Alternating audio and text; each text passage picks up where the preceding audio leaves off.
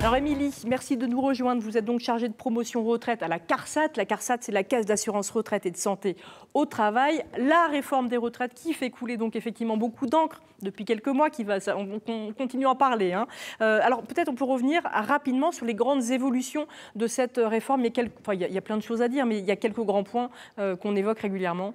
Effectivement, depuis le 1er septembre 2023 est entrée en vigueur donc la réforme des retraites.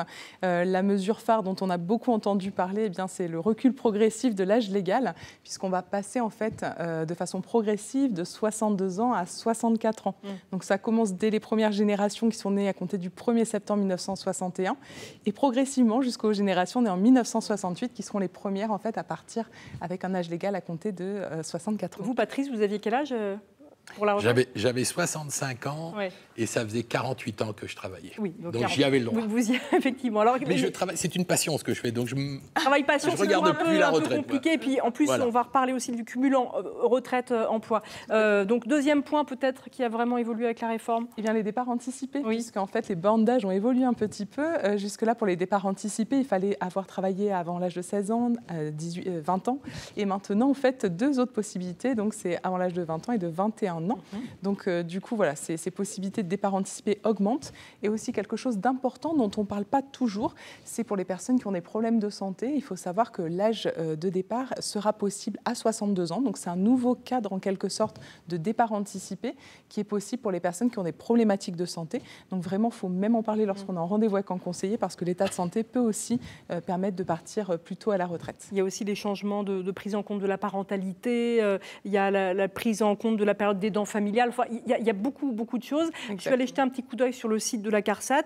Les questions les plus courantes sont notées. Par exemple, les conditions pour un départ auto maximum, quelles sont-elles ? De quoi dépend le montant de ma retraite ? Évidemment, ça c'est une question régulière. À quel âge puis-je partir ? Est-ce qu'on peut dire que c'est presque du cas par cas ? Et comment est-ce qu'on peut trouver les infos vraiment par rapport à son histoire, à son parcours ? C'est vraiment du cas par cas, vous avez raison, puisqu'en fait, on a tous commencé à travailler à un âge différent. On a rencontré dans sa vie peut-être des périodes de chômage, peut-être des périodes aussi avec des problématiques de santé. Donc, il y a un site qui est très bien fait pour pouvoir se renseigner. C'est sur le www.l'assuranceretraite.fr. Sur ce site, une rubrique qui est vraiment dédiée à la retraite, donc la retraite, la réforme des retraites et moi, qui va permettre, grâce à différents outils d'aide à la décision, que ce soit des simulateurs pour calculer sa future retraite, parce qu'on a envie de savoir aussi avant de partir avec combien on va pouvoir toucher une fois à la retraite, et savoir si on peut bénéficier ou pas d'un départ anticipé. En quelques clics, sur l'espace personnel, vous allez pouvoir avoir ces informations.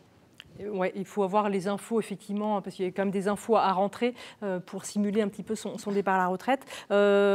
Il y a un numéro de téléphone aussi. Oui, tout à fait, parce qu'on sait que tout le monde n'est pas forcément à l'aise avec l'outil numérique, avec les sites Internet. Donc, vous pouvez toujours contacter la CARSAT au 39 60. Via ce numéro, avoir une information si on veut juste être rassuré.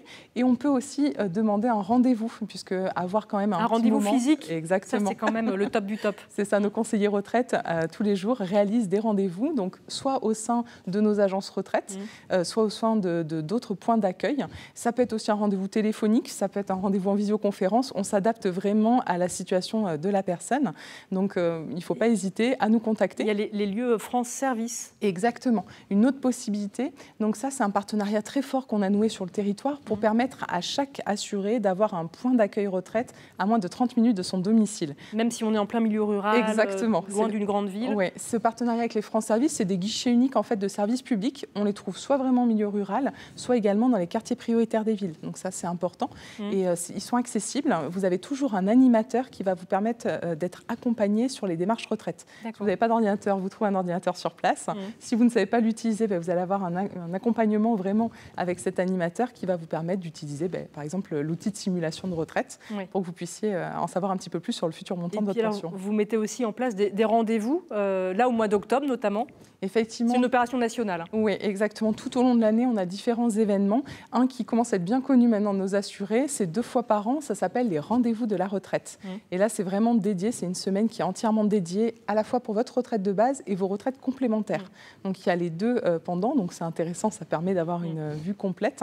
Et donc courant octobre, eh bien, vous pouvez prendre un rendez-vous et venir nous rencontrer dans nos agences pour qu'on puisse vous accompagner et vous renseigner. Bon, très bien. Et notamment, on ne l'évoque pas parce qu'on n'a plus le temps, mais il y a un document qui est super important, c'est le relevé de carrière professionnelle. Donc voilà, ça c'est le document à avoir. Merci beaucoup, Émilie. N'hésitez pas à vous renseigner, hein, évidemment. Alors vous, donc, vous êtes à la retraite, Patrice, mais vous continuez à bosser un petit peu? Par passion. Ouais. C'est d'abord tout par passion. Donc vous avez un petit atelier chez vous? J'ai un petit atelier à la maison, qui est indépendant de la maison, mais c'est une passion, c'est-à-dire que je n'arrive pas à m'arrêter. J'ai l'impression que le jour où je m'arrêterai, je ne veux pas finir, c'est peut-être méchant, je ne veux pas finir dans un fauteuil devant la télé toute la journée. Donc je travaille par passion. Et puis surtout aussi, j'ai pas mal de clients encore qui m'appellent de temps en temps et qui me disent « mais si, il faut que tu me fasses... » Donc vous gardez quelques clients. Oui, voilà. On va tout de suite aller jouer, parce que quand on est à la retraite aussi, quand même, peut-être qu'on a un peu plus de temps pour jouer quand même. Allez, on y va.